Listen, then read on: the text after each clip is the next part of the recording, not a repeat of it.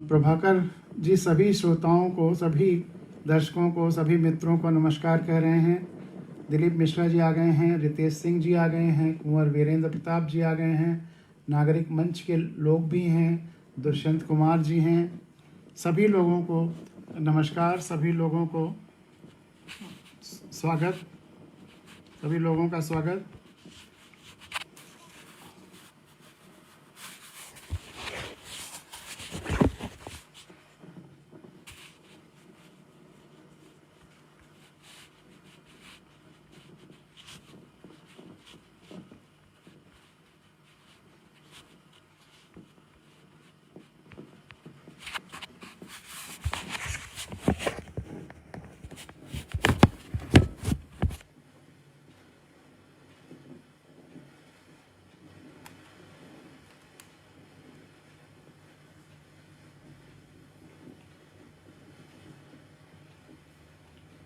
राकेश कुमार मेहरोत्रा जी आ गए हैं, उनका भी स्वागत है।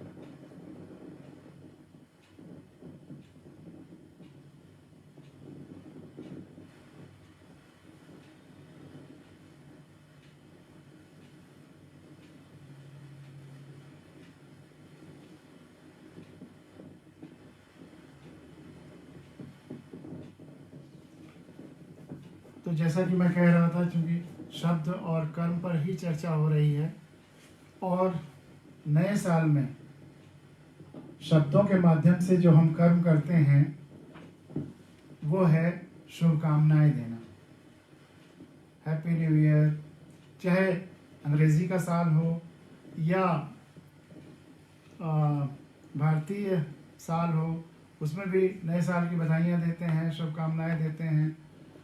तो जब हम बधाइयाँ किसी को देते हैं शब्दों के माध्यम से, शुभकामनाओं का काम करते हैं, तो क्या क्या उसमें विसंगतियाँ आती हैं वो आपके सामने आज मैं एक लेख के द्वारा बता रहा हूँ, आपके सामने रखने की कोशिश कर रहा हूँ। पुराने मेरे व्यंग संग्रह, कुछ माटी की कुछ कुम्हार की, इसमें है 20-25 साल पुराना है, लेकिन फिर भी आज भी वो उतना ही रेलिवेंट है। और जैसा कि मैंने कहा था कि शब्द और कर्म पर अपनी पुरानी किताबों की भूमिकाओं से कुछ चर्चा करना चाहूँगा। तो धरती जानती है इस किताब से, और जो गज़लों की किताब है अनुशासित इनकलाब, उसकी भूमिका से, इन दोनों किताबों की भूमिका से आपके सामने कुछ बातें रखूँगा। लेकिन पहले व्यंग्य का आनंद लीजिए। सतीश मिश्रा जी कह रहे हैं मेरा समर्थन है, धन्यवाद सतीश जी। और अश्विनी कुमार द्विवेदी जी सबको सादर प्रणाम कह रहे हैं और उनको साधुवाद, उनका स्वागत है। सूरज भान नयन जी आ गए हैं, उनका भी स्वागत है। तो अब हम लोग व्यंग्य लेख या शब्द और कर्म की क्या दुविधा है। हम शब्द से कुछ कह रहे हैं और कर्म से कुछ और हो जा रहा है। जब उसको इम्प्लीमेंट किया जा रहा है तो किसी को कैसे परेशानी हो सकती है। एक को नववर्ष शुभ कहें तो दूसरे पर उसका क्या प्रभाव पड़ सकता है। इस विडंबना को, विसंगति को आपके सामने रख रहे हैं।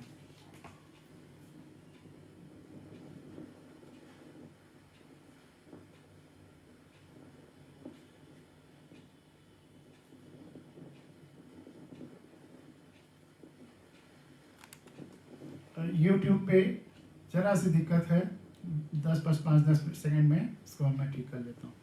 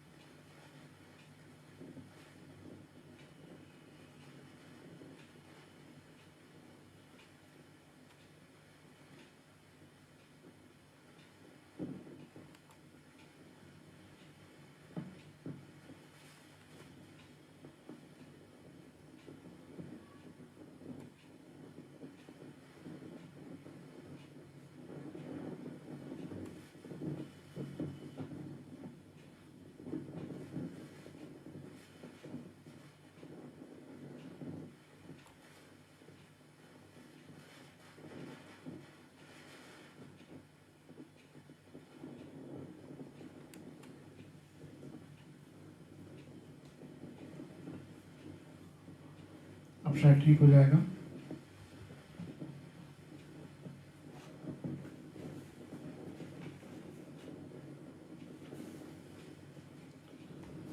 बहुत सारी टेक्निकल चीज़ें हैं जो धीरे धीरे सीख रहा हूँ, तो इसलिए अगर थोड़ा बहुत इस तरह का समय आपका लूँ तो क्षमा चाहूँगा, आप ध्यान नहीं देंगे उसको।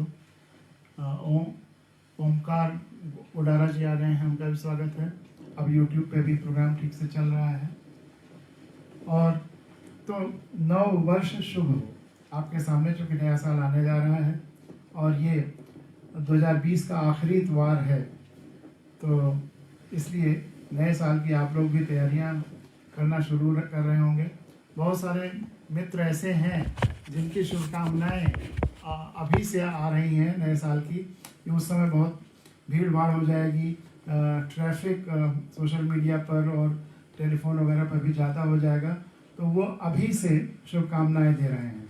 तो मैं आप सब लोगों को आज से ही शुभकामना देने की शुरुआत कर दे रहा हूँ। आप सब लोगों को नए साल की ढेर सारी शुभकामनाएं, मंगल कामनाएं।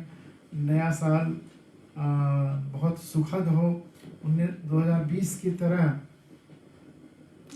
कोरोना का जो दिक्कत रही, बहुत लोगों को क्वारंटाइन करना पड़ा, घर में रहना पड़ा, जैसे स्वतंत्रता से आते जाते थे वो नहीं हो पाया, तो उन सब चीज़ों का रिपीटिशन ना हो, एक नए तरह का सुखद एहसास हो, ताज़ी हवा के झोंके जैसा, वो आप लोगों को ऐसा 2020 हो, आपके सपने पूरे हों, देश पूरी तरह संविधानमय और शहीदों के सपनों के अनुसार चले, खुशहाली हो, सब में प्रेम हो, सद्भावना हो, संवेदना हो, आप सब परिवार आप आनंद से रहें, ये शुभकामना देते हैं।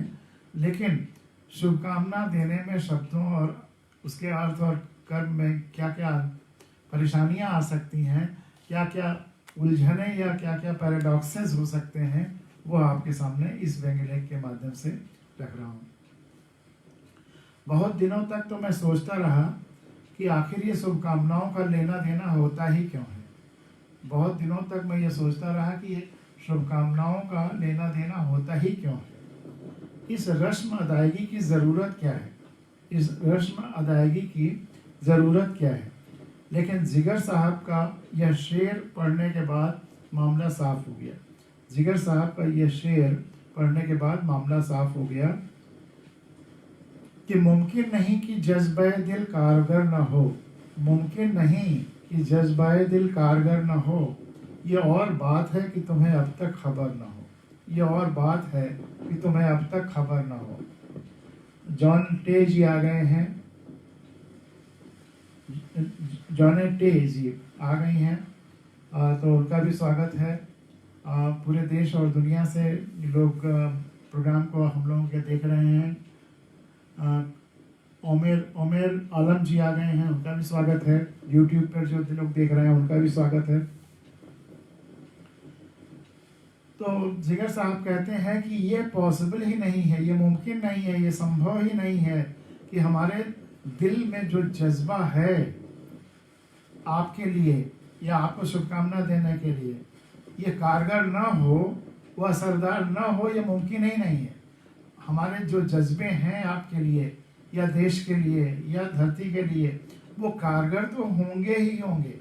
मुमकिन नहीं कि जज्बे दिल कारगर ना हो, यह संभव नहीं है। जो दिल का जज्बा है वो कारगर होना है, वह फलीभूत होना है। ये और बात है कि तुम्हें अब तक खबर ना हो, ये और बात है कि आपको अभी तक उसकी खबर ना हो कि हमारा जज्बा दिल क्या है, आपको वो पता ना हो, या आप अपने आँख और कान बंद किए हो इसलिए वह हमारी आवाज़ आप तक न पहुंच रही हो। तो मुमकिन, बड़ा प्यारा शेर है कि मुमकिन नहीं कि जज्बे दिल कारगर ना हो, ये और बात है कि तुम्हें अब तक खबर ना हो। तो बहुत दिनों तक मैं सोचता रहा कि आखिर ये शुभकामनाओं का लेना देना होता ही क्यों है, इस रस्म अदायगी की ज़रूरत ही क्या है। लेकिन जिगर साहब का ये शेर पढ़ने के बाद मामला साफ हो गया। तो साहब, नए साल में हम जज्बे दिल का इजहार करने के लिए निकल पड़ते हैं। नए साल में हम जज्बे दिल का इजहार करने के लिए निकल पड़ते हैं। मन में फिर प्रश्न उठता है कि पहले उनसे मिलूं जिनसे सभी पिछले वर्ष शुभ ही शुभ थे, या और आने वाले भी शुभ ही शुभ होने की उम्मीद है। मन में प्रश्न उठा कि पहले उनसे मिलूं जिनके सभी पिछले वर्ष आज तक शुभ ही शुभ थे और आने वाले वर्ष भी शुभ ही शुभ होने की उम्मीद है, या उनसे मिलूं जिनका आज तक कभी कोई साल शुभ रहा ही नहीं, या उनसे मिलूं जिनका आज तक कभी कोई साल शुभ रहा ही नहीं। दिसंबर पर माथा पच्ची करने के बाद एकाएक इसका सरल हल पाया। दिसंबर भर माथा पच्ची करने के बाद एकाएक इसका सरल हल पाया कि 50% शुभकामनाएं उनको दिया जाए जिनका नया साल हमेशा ही शुभ रहा है। 50% शुभकामनाएं 50-50, 50% उनको दिया जाए जिनका हमेशा शुभ रहा है, और 50% उनको दिया जाए जिनका शायद कभी शुभ नहीं रहा, लेकिन अब मेरी शुभकामनाओं की वजह से शुभ होने वाला है। लेकिन अब मेरी शुभकामनाओं की वजह से शुभ होने वाला है। इससे सभी लोग खुश रहेंगे, किसी विवाद की संभावना भी नहीं रहेगी। इससे सभी लोग खुश रहेंगे, किसी विवाद की संभावना भी नहीं रहेगी। नीरज कुमार श्रीवास्तव जी आ गए हैं, उनका स्वागत है। और YouTube पे जो लोग और आ रहे हैं उनका स्वागत है। सबसे पहले मैं एक मजदूर से मिला और उनसे पूछा, क्यों भाई आपको क्या चीज़ मिल जाए कि आप खुश हो जाएंगे? क्यों भाई आपको क्या ऐसी चीज़ है जो मिल जाए तो आप खुश हो जाएंगे? कृपा करके बता दीजिए तो मैं आपको उसी पाने की शुभकामना दूं, उसी चीज़ को पाने की शुभकामना दूं। उसने कहा, यदि मुझे नया और मजबूत फावड़ा मिल जाए तो मेरा नया साल शुभ हो जाएगा। वो बेचारा मजदूर कह रहा है कि यदि मुझे एक मजबूत फावड़ा मिल जाए तो मेरा नया साल शुभ हो जाएगा। मैंने उसको यही शुभकामनाएं दी और आगे बढ़ा। फिर मैं एक उद्योगपति से मिला।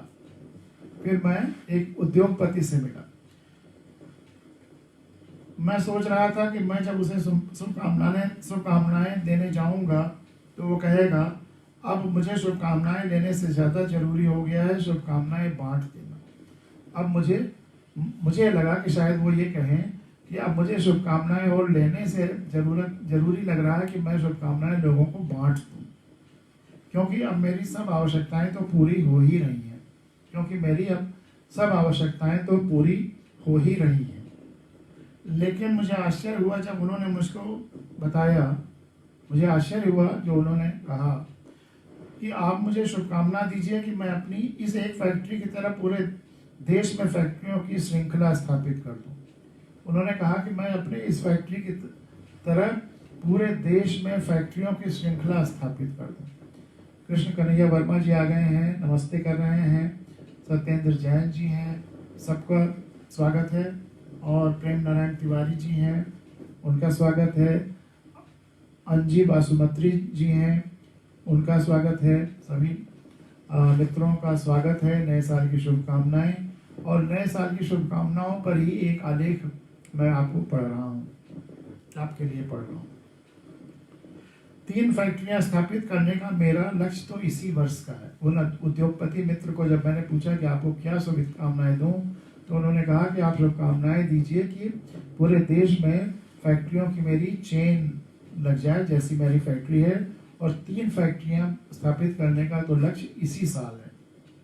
यदि मैं यह न कर सका तो कैसे मानूंगा कि मेरा नया साल शुभ रहा? यदि मैं ऐसा नहीं कर सका तो मुझे कैसे लगेगा मेरा नया साल शुभ रहा? मैं उन उद्योगपति महोदय को भी शुभकामनाएं देकर आगे बढ़ रहा था और साथ ही साथ सोचता जा रहा था कि शुभकामनाओं में भी कितना अंतर है। कोई तो महज एक फावड़े की शुभकामना मांग रहा है और कोई फैक्ट्रियों की सीरीज की शुभकामनाएं मांग रहा है।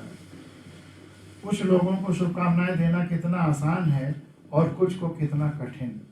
कुछ को शुभकामनाएं देना कितना आसान है और कुछ को कितना कठिन।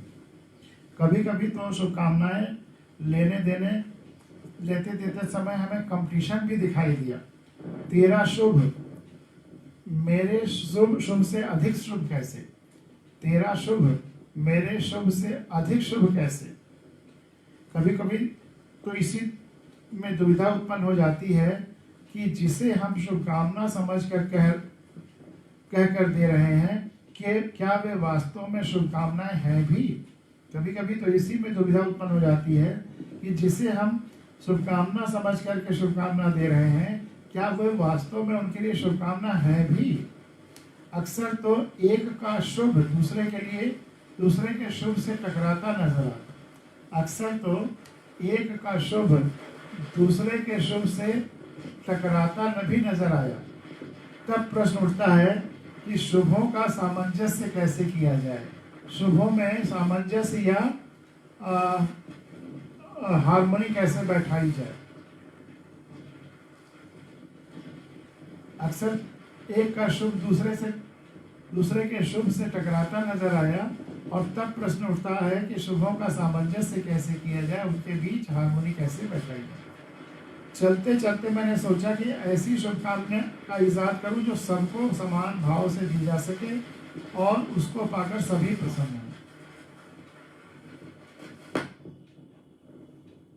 चलते चलते मैंने सोचा कि ऐसी शुभकामना का इजाद करूं जो सबको समान भाव से दी जा सके और उसको पाकर सभी प्रसन्न हों।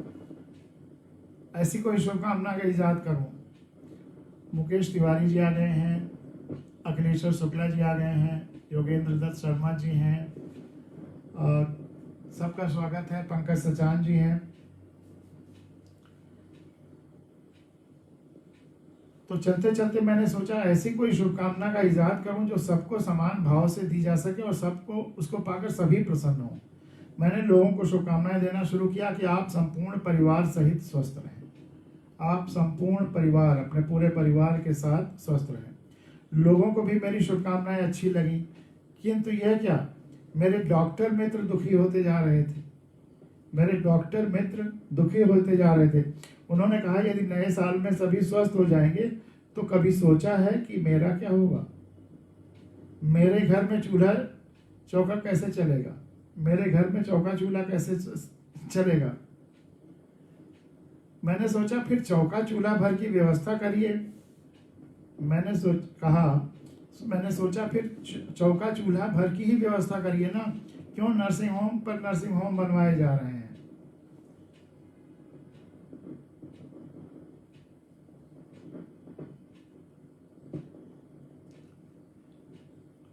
विजय सिन्हा जी ने, उनको हम लोगों की बात बहुत अच्छी लगी और एक गज़ल पूरी लिखी है, मौका होगा तो फिर इसको भी सुनाएंगे कभी। विनीत शुक्ला जी, हरिशंकर पांडे जी, सबका स्वागत है। बड़ी खुशी की बात है कि लोग खूब अपने राय दे रहे हैं और जो चीज़ें हैं, जो चर्चाएं हम लोग कर रहे हैं उसमें कुछ जोड़ रहे हैं।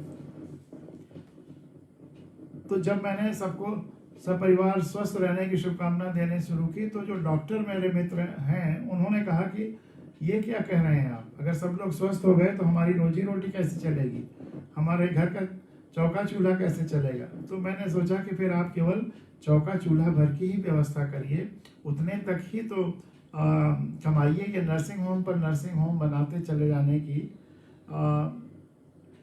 ये फिर ऐसा क्यों हो रहा है।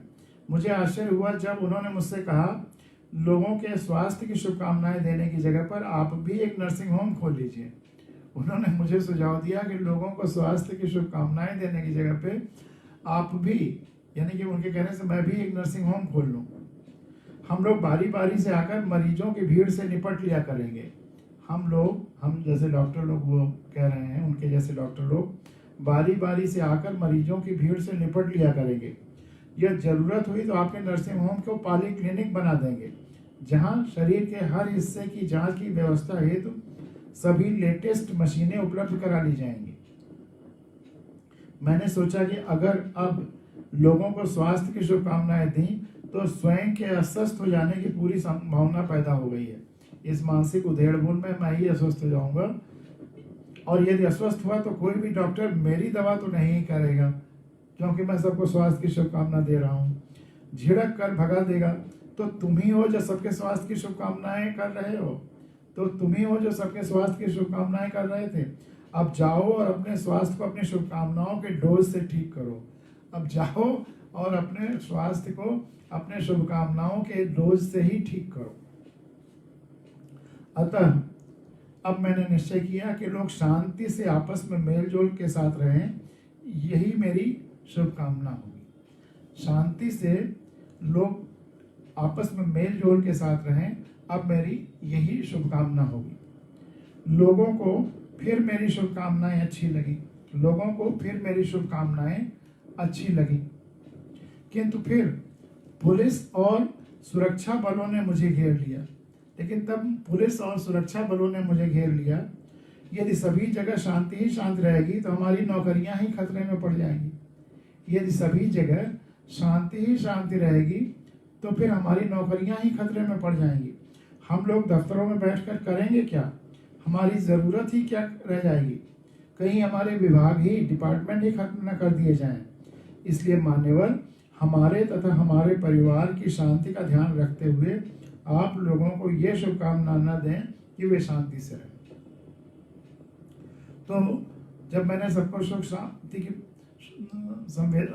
ये शुभकामना देना शुरू कर दिया तो पुलिस और सुरक्षा बलों ने मुझे घेर लिया और मुझसे कहा यदि सभी जगह शांति ही शांति रहेगी तो हमारी नौकरियां ही खतरे में पड़ जाएंगी। हम लोग दफ्तरों में बैठकर करेंगे क्या? हमारी ज़रूरत ही क्या रह जाएगी? कहीं हमारे विभाग ही खत्म न कर दिए जाएं। इसलिए मान्यवर, हमारे तथा हमारे परिवार की शांति का ध्यान रखते हुए आप लोगों को ये शुभकामना न दें कि वे शांति से रहें। फिर मैंने सोचा इस पुलिस के झमेले में न पड़ना ही अच्छा। फिर मैंने सोचा कि इस पुलिस के झमेले में न पड़ना ही अच्छा। क्यों न लोगों को शुभकामनाएं दूं कि वो ज्ञानवान हो जाएं। क्यों न मैं लोगों को शुभकामनाएं दूं कि वो ज्ञानवान हो जाएं। तो साहब, मैं लोगों को शुभकामनाएं देने लगा कि सभी लोग ज्ञानी हो जाएं, सभी लोग ज्ञानी हो जाएं। लेकिन जब मैंने लोगों को स्वास्थ्य और शांति की शुभकामनाएं दी थी तो कुछ ही दलों ने घेरा। इस बार तो तमाम दलों ने, तमाम समूहों ने, तमाम ग्रुप्स ने मुझे घेर लिया।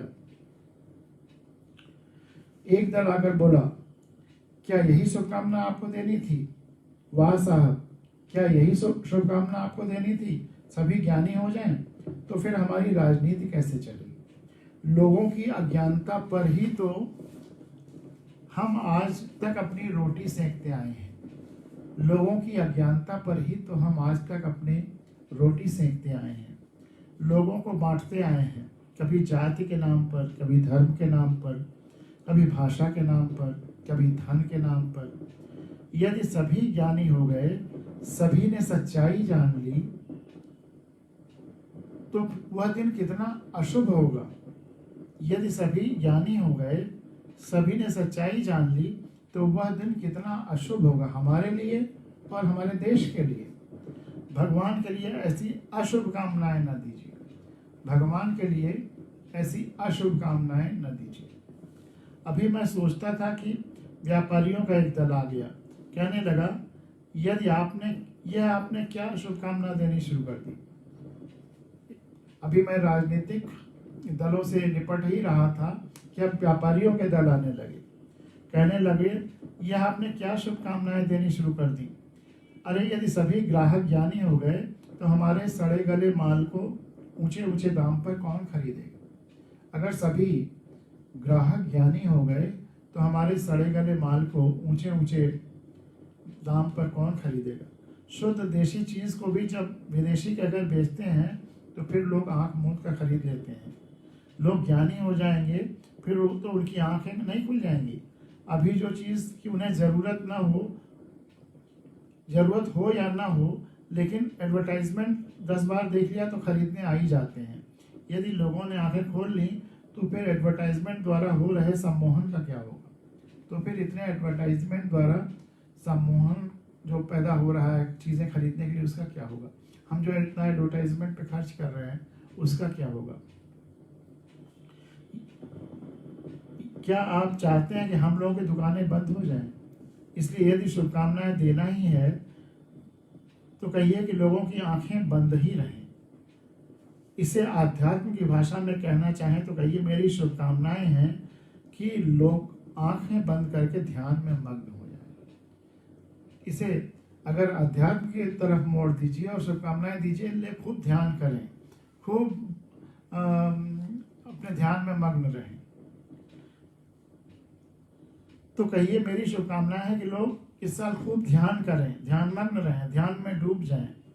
तब लोग आपकी शुभकामनाओं से वास्तव में प्रभावित भी होंगे, तब लोग आपकी शुभकामनाओं से वास्तव में प्रभावित भी होंगे। और कोई आश्चर्य नहीं कि शिष्यों की एक लंबी कतार आपको गुरु भी मान ले। तो फिर कोई आश्चर्य नहीं कि शिष्यों की एक नई कतार आपको गुरु भी मान ले। तब यह भी हो सकता है कि आपको घर घर जाकर शुभकामना न बांटना पड़े। तब यह भी हो सकता है कि आपको घर घर जाकर शुभकामना न बांटना पड़े। आप एक जगह आसन लगाकर बैठे रहें और शुभकामनाएं अनायास चल चल तक आप तक आती रहें, और शुभकामनाएं अनायास ही चल चल कर खुद आपके पास तक आती रहें। इस समय बहुत नए और मित्रों ने देखना शुरू किया है।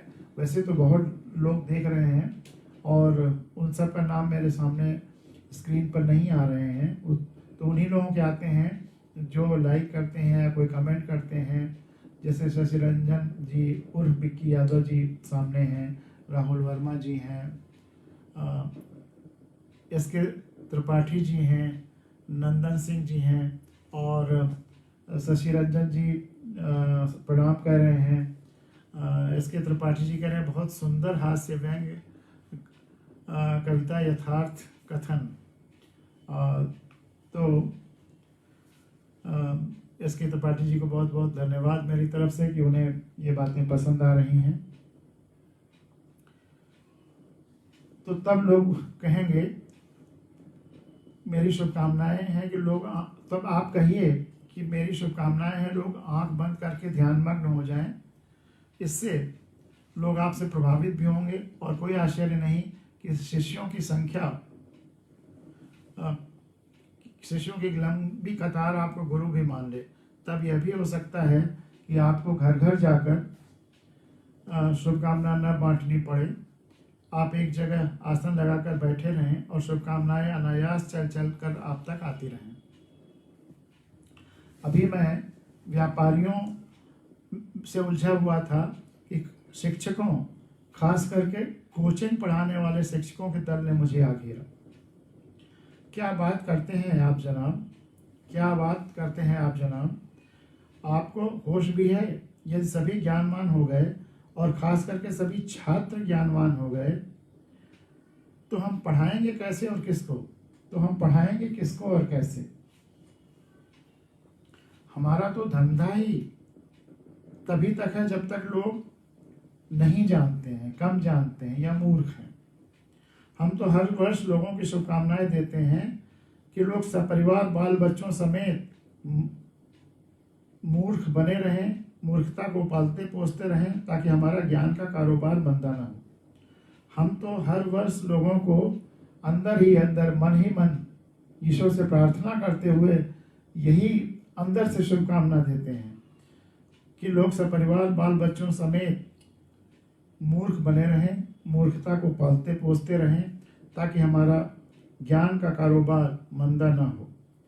यह शायद हमारी शुभकामनाओं का ही असर है कि रोज रोज नए कोचिंग इंस्टीट्यूट खुल रहे हैं। स्कूल में 10 रुपये फीस देना भी जिन अभिभावकों को भारी लगता है, स्कूल में 10 रुपये की फीस देना भी जिन अभिभावकों को महंगा लग रहा है, भारी लग रहा है, वही हजारों रुपए कोचिंग इंस्टीट्यूट में देने में नहीं हिचकिचाते। वही हजारों रुपए कोचिंग इंस्टीट्यूट में देने में नहीं हिचकिचाते।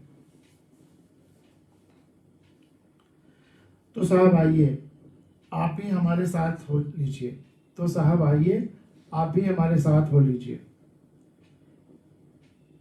उचित समझे तो एक आध कोचिंग इंस्टीट्यूट खोल लीजिए, उचित समझे तो एक आध कोचिंग इंस्टीट्यूट आप भी खोल लीजिए। कैंडिडेट बटोरने की जिम्मेदारी हम लोगों पर, कैंडिडेट बटोरने की जिम्मेदारी हम लोगों पर। जगह की व्यवस्था भी हम करा देंगे, बाकी वहां और किसी व्यवस्था की जरूरत ही नहीं है। बाकी वहाँ और किसी व्यवस्था की ज़रूरत ही नहीं है। कोचिंग तो ऐसा धंधा है जो बिना किसी इंफ्रास्ट्रक्चर के चल सकता है। कोचिंग तो ऐसा धंधा है जो बिना किसी इंफ्रास्ट्रक्चर के संसाधन के चल सकता है। बस केवल रॉ मटेरियल चाहिए, बस कोई केवल रॉ मटेरियल चाहिए, कच्चा माल चाहिए, और वह रॉ मटेरियल है बच्चों की और उनके माँ बाप की अज्ञानता। और वह कच्चा माल या रॉ मटेरियल है बच्चों की और उनके माँ बाप की अज्ञानता। तो साहब, आप तो हमारी रॉ मटेरियल के खान पर ही हमला बोल दे रहे हैं और सबको ज्ञानी होने की शुभकामना दे रहे हैं। तो आप तो हमारे रॉ मटेरियल के खान जो अज्ञानता का है उस पर ही हमला बोल दे रहे हैं। कुछ और कहिए, कुछ और करिए, लेकिन लोगों को यह शुभकामना मत दीजिए। कुछ और कहिए, कुछ और करिए, लेकिन लोगों को यह शुभकामना मत दीजिए। अभी मैं इन लोगों से पूरी तरह निपट भी नहीं पाया था। अभी मैं इन लोगों से पूरी तरह निपट भी नहीं पाया था कि मुझे वकीलों ने घेर लिया। सभी तमतमाए हुए आए और बोले, वकीलों ने घेर लिया और सभी तमतमाए हुए आए और बोले, जब आप लोगों के अमन की, शांति की शुभकामनाएं दे रहे थे तभी हमारे कान खड़े हो गए कि यह आदमी कुछ गड़बड़ है। अभी मैं इन लोगों से पूरी तरह निपट भी नहीं पाया था कि मुझे वकीलों ने घेर लिया। सभी तमतमाए हुए आए और बोले, जब आप लोगों को अमन की, शांति की शुभकामनाएं दे रहे थे तभी हमारे कान खड़े हो गए थे कि यह आदमी कुछ गड़बड़ है, यह आदमी कुछ गड़बड़ है।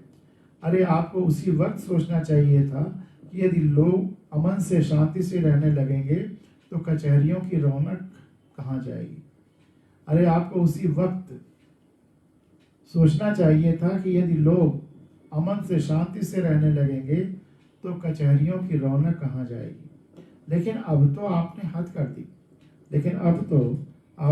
कर दी, आप लोगों को शुभकामनाएं देते फिर रहे कि ज्ञानी हो जाओ। आप लोगों को शुभकामनाएं देते फिर रहे हैं कि ज्ञानी हो जाओ।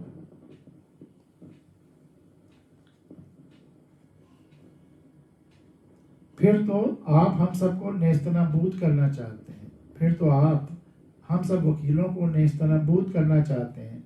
फिर कोई कोर्ट कचहरी और वकील के सपने भी क्यों देखेगा। फिर कोई कोर्ट कचहरी और वकील के सपने भी क्यों देखेगा। यदि ज्ञान ही आ जाएगा तो सभी विवाद समाप्त नहीं हो जाएंगे। यदि ज्ञान ही आ जाएगा तो सभी विवाद समाप्त नहीं हो जाएंगे। भगवान के लिए ऐसी शुभकामनाएं मत दो। भगवान के लिए ऐसी शुभकामनाएं मत दो।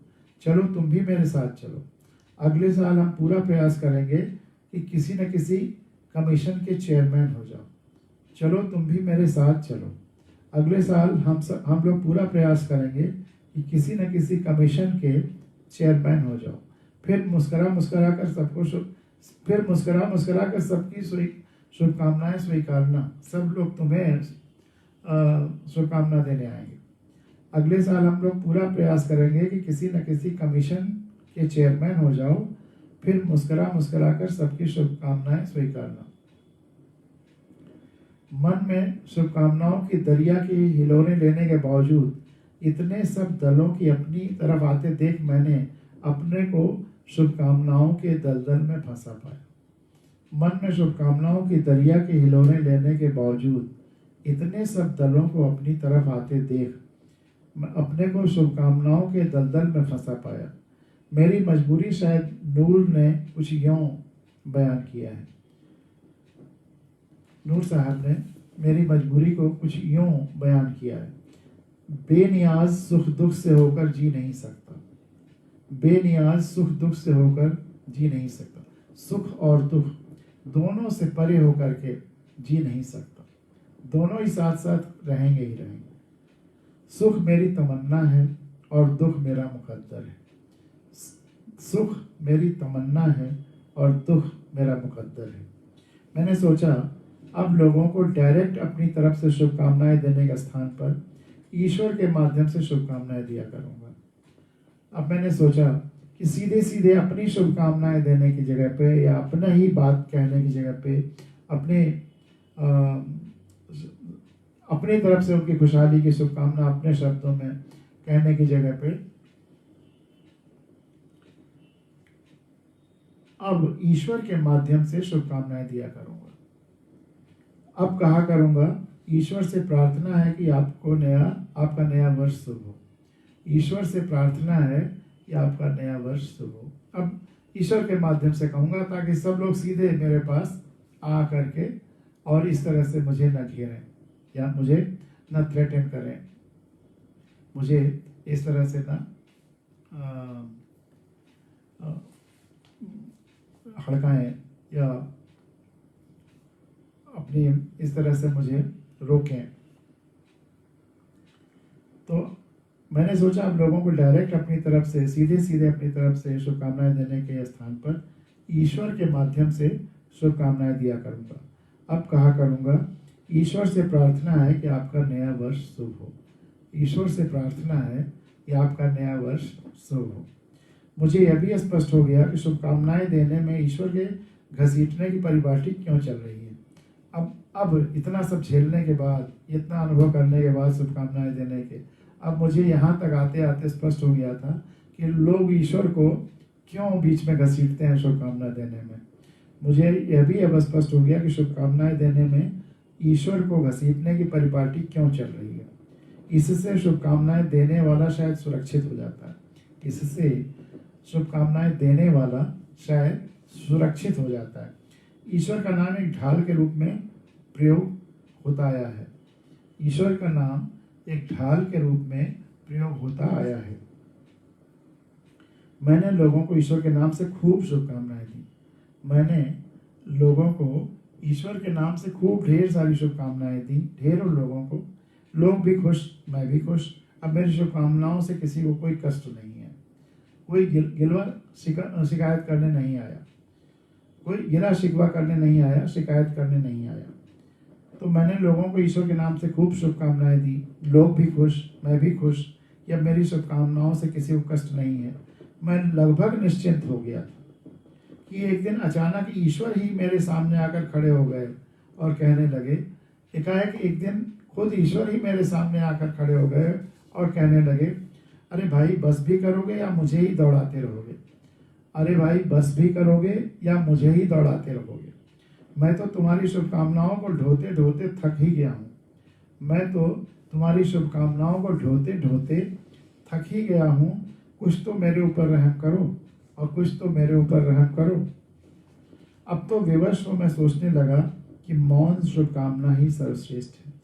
अब तो मैं विवश हो गया और सोचने लगा कि मौन शुभकामना, चुप रह कर के शुभकामना देना ही सर्वश्रेष्ठ है। एक शायर की लाइनें मुझे बहुत याद आईं। किसी शायर की ये लाइनें मुझे बहुत याद आईं।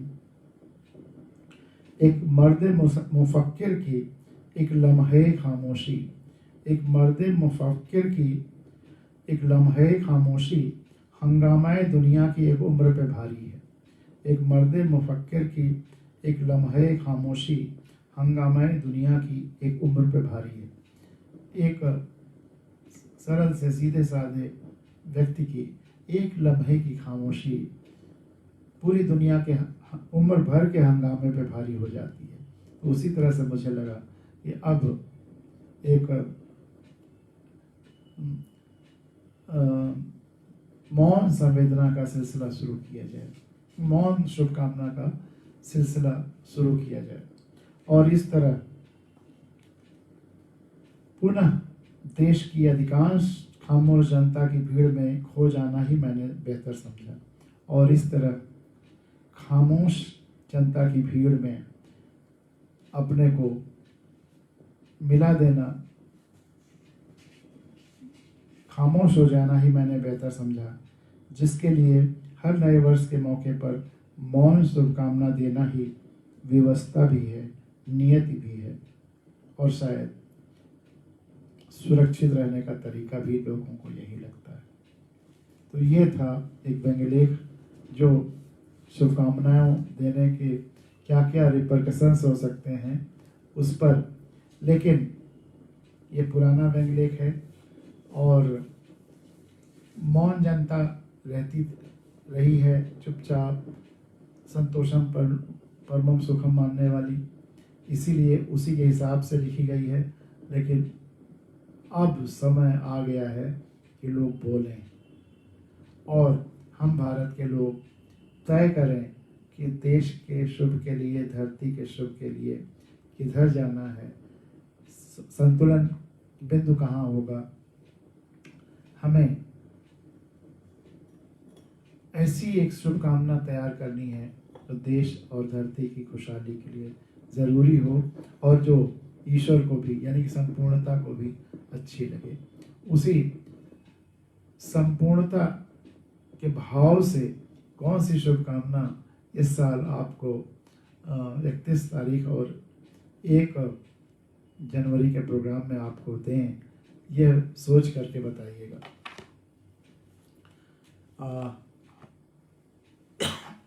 1 जनवरी 21 हम लोगों के प्रोग्राम का दिन तो नहीं रहेगा, लेकिन हम सोच रहे हैं कि 1 जनवरी को 5 से 6:30 हम लोग प्रोग्राम रखें।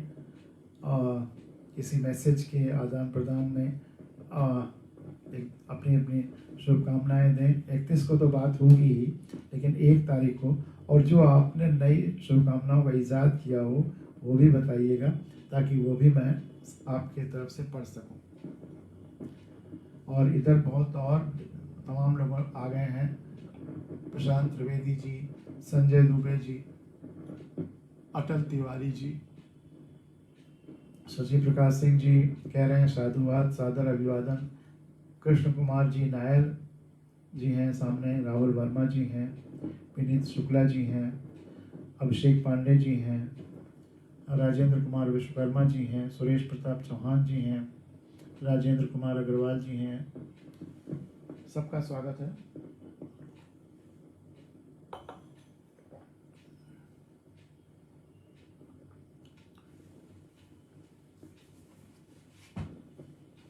और अब धरती जानती है कि भूमिका से कुछ बातें शब्द और कर्म के सिलसिले में आपके सामने रख रहा हूँ। मैं तो अपनी मस्ती में जो भी मुझे लगा कि ये बात लोगों तक जानी चाहिए, ये समाज के लिए, प्रकृति के लिए, धरती के लिए, लोकतंत्र के लिए या जीवोक्रेसी के लिए, जो भविष्य की व्यवस्था है जिसमें प्रकृति और जीव जंतु वनस्पतियों की ज्ञान को भी शामिल किया जाएगा, ये और धरती और बेहतर हम बना के जाएं, इसके लिए जो भी विचार आए वो मैंने लिखे और सबके सामने रखा भी, लिख करके रखा, बोल करके लोगों को सुनाया, बच्चों के प्रोग्रामों में, स्कूलों में जाता रहा। कभी मैंने ये नहीं सोचा कि हमें किसी एक विधा में एक्सपर्टाइज करना है, लेख में या कहानी में या कविता में या तुक वाली कविता में या तुकांत कविता में या गज़ल में। संपूर्ण कम्युनिकेशन होना चाहिए और जो हम सोचते हैं वह हम व्यक्त कर सकें और लोग उसका वही अर्थ। यह भी एक विधा मानी जाती है कि आप पाठक को सब कुछ मत कह दीजिए, कुछ छोड़ दीजिए ताकि उसको अपने तरह से सोचने का स्पेस हो। लेकिन मैं जिस बात पे जो कहना चाहता हूँ वो पूरी तरह से कहता हूँ ताकि हमारे श्रोता या पाठक एग्जैक्टली वही समझें जो मैं कम्युनिकेट करना चाहता हूँ।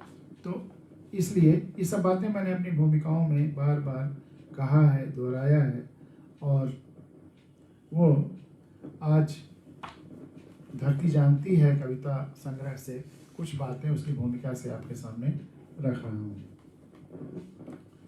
भोपाल में एक मित्र ने सुझाव दिया, भोपाल में थोड़ी समय के लिए पोस्टेड था, कि आपकी रचनाओं में जो अलग अलग दिशाओं की यात्राएं, अलग अलग दिशाओं में जो बातें हैं, कभी डायरी, कभी संस्मरण, कभी गज़ल, कभी व्यंग, कभी कहानी, कभी नॉवेल, कभी गद्य पद्य, सब, कभी तुकांत, कभी अतुकांत, कभी हाइकू, कभी हाइकुनुमा। तो अलग अलग दिशाओं में जो आप यात्राएं कर रहे हैं लेखन के, या जो भटकाव है वो खत्म होना चाहिए। आप कभी कविता लिखने लगते हैं, कभी कहानी, कभी व्यंग, कभी डायरी। इसकी जगह एक ही विधा चुन लीजिए और उसी में लिखिए। उन्होंने मुझे सुझाव दिया, मैं बहुत शुभचिंतक, बहुत अच्छे साहित्यकार हैं। उन्होंने कहा आप एक विधा चुन लीजिए और उसी में लिखिए। मैंने पूछा सहज भाव से, इससे क्या होगा? उन्हें कहा जैसे अखाड़े में पहलवान यदि एक दांव साध लेता है तो सबको चारों खाने चित कर देता है। यदि अखाड़े में पहलवान एक दांव साध लेता है तो सबको चारों खाने चित कर देता है, अन्यथा इधर उधर के दांवों में भटकता रहता है। अन्यथा इधर उधर के तमाम दांवों में भटकता रहता, ट्राई करता रहता है। मैंने कहा भाई मेरे, मैं न तो अखाड़े में हूँ, न ही मेरा साहित्य कोई दांव है, और न ही किसी को चित्त करना चाहता हूँ। तो ये तीनों बातें नहीं हैं। न तो मैं अखाड़े में हूँ, न तो मैं किसी अखाड़े में हूँ, न ही मेरा साहित्य कोई दांव है, और न ही किसी को चित्त करना चाहता हूँ। मेरा साहित्य तो शीतल मंद सुगंध की तरह है जो मुझे राहत देता है। मेरा साहित्य तो शीतल मंद सुगंध की तरह है जो मुझे राहत देता है, बादल की तरह है जो मुझे छाया देता है। यदि दूर दूर तक फैलकर दूसरों को भी राहत दे सके, आनंद दे सके, छाया दे सके, तो यही इसकी सार्थकता है। यदि यह दूर दूर तक फैल करके दूसरों को भी राहत दे सके, आनंद दे सके, छाया दे सके, तो यही इसकी सार्थकता है। इसी तरह का सुझाव मेरे एक इलाहाबाद के मित्र ने पत्र लिखकर दिया। इसी तरह का सुझाव कि एक विधा साध लीजिए। उनका ये भाव ये था कि जब तक मैं कोई एक विधा नहीं साध लूँगा, मेरी रचनाओं में बिखराव जारी रहेगा तथा भविष्य के लिए मेरी कोई पहचान नहीं बनेगी। उन्होंने सुझाव दिया कि जब तक मैं एक विधा नहीं साध लूँगा तो मेरी रचनाओं में बिखराव रहेगा तथा भविष्य के लिए मेरी कोई पहचान नहीं बनेगी। मैं मूलतः किसान हूँ और बिखराव के अर्थ और लाभ जानता हूँ। मैं मूलतः किसान हूँ और फिर फॉरेस्ट सर्विस में भी रहा, तो प्रकृति और के दोनों पहलू, किसानी और जंगल, दोनों ही मेरे अंदर रहे शुरू से। मैं मूलतः किसान हूँ और बिखराव के अर्थ और लाभ जानता हूँ। केंद्रीकृत कृत्य और विकेंद्रित कृत्य दोनों ही जीवन के लिए आवश्यक है। सेंट्रलाइज्ड एक्शन भी जरूरी है और डिसेंट्रलाइज, केंद्रीकृत और विकेंद्रीकृत दोनों ही जरूरी हैं जीवन के लिए। किसान की पूरी व्यवस्था ही बिखराव और जुड़ाव पर आधारित है। किसान की तो सारी व्यवस्था बिखराव और जुड़ाव पर आधारित है। खेत तैयार करता है तो मिट्टी के ढेलों को तोड़कर, बिखराकर, भुरभुरी बनाकर, बीज बोता है तो बिखराकर, सींचता है तो बिखराकर, खाद डालता है तो बिखराकर, और फसल की कटाई दवाई भी करता है तो बिखराकर। तो यह बिखराव यदि मेरे साहित्य में है तो यह मेरी एक निधि है। ये बिखराव यदि मेरे साहित्य में है तो ये मेरी एक निधि है और इसे मैं समाप्त नहीं होने देना चाहता। इसी भाव पर मेरी एक हाइकू है। जब तक अनंत भी बिखर कर शून्य नहीं हो जाता, जब तक अनंत भी बिखर कर शून्य नहीं हो जाता, वह ईश्वर भी नहीं होता। वह ईश्वर तो संपूर्णता है, पूरा ब्रह्मांड, पूरा काल समय एक विराट ईश्वर है, लेकिन वह बिखर कर इतने सारे आदमियों में, इतने सारे लोगों में, जीव जंतुओं, वनस्पतियों में, इतने उल्का पिंडों, ग्रहों, नक्षत्रों, सब में बिखर गया है। हम सब उसके अंग हैं, लेकिन अगर वह एक बड़ा सा मास, एक बड़ा सा वन सॉलिड बॉडी होता तो वो ईश्वर, उसको रियलाइज करने वाला कोई नहीं था।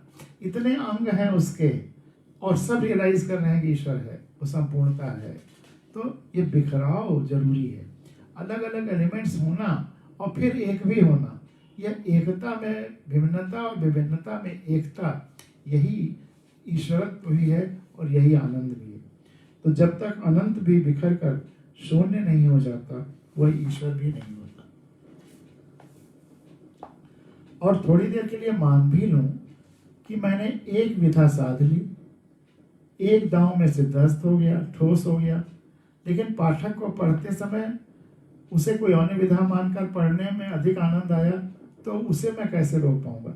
मैंने प्रयोग खूब किए हैं, क्योंकि जीवन भर खूब लोगों से मिलता जुलता रहा, तो जो भी रचना ताजी ताजी बनी, तो जैसे लोग गरम गरम जलेबियाँ या खाना या नमकीन या कोई आइटम सर्व करते हैं, वैसे मैं ताजी ताजी कविताएं या कहानियां या व्यंग या जो भी डायरी का हिस्सा जो भी बना, जो उस दिन 2-4 दिन आया, उसको मैं कहता रहा कि ये ताजी ताजी गर्मा गर्म आइटम है, इसको पढ़िए और अपनी राय दीजिए।